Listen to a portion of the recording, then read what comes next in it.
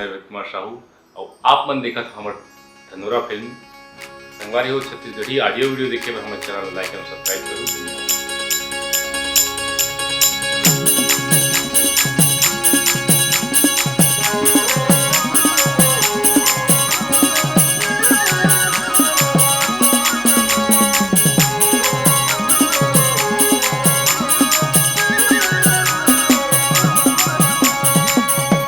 तोर मन कैसे लागे राजा,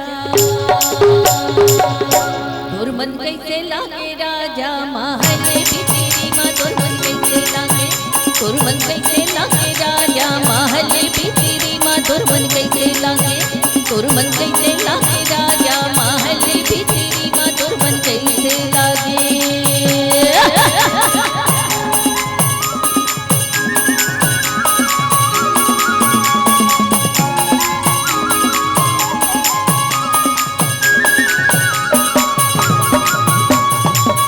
पानी रे आए पवन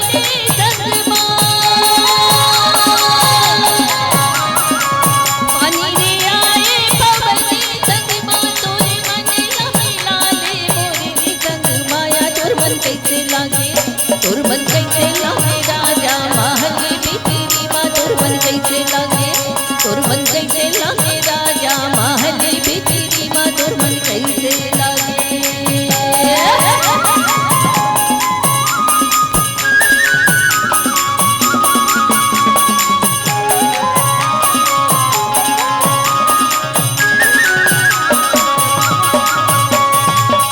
नहर के पानी रे गाले डालता,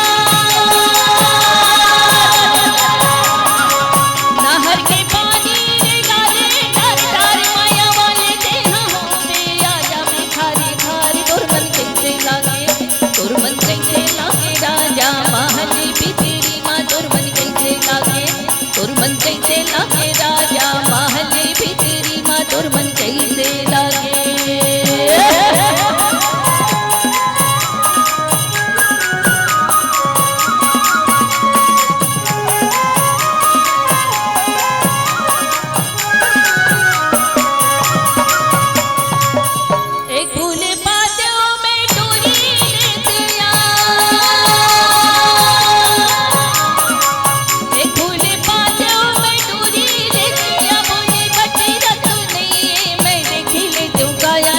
कैसे लागे,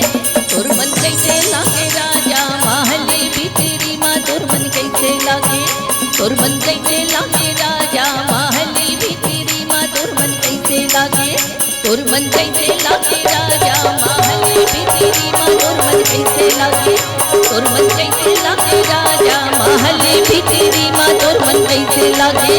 तोर मन कैसे लागे राजा महले भीतरी माँ तोर मन कैसे लागे।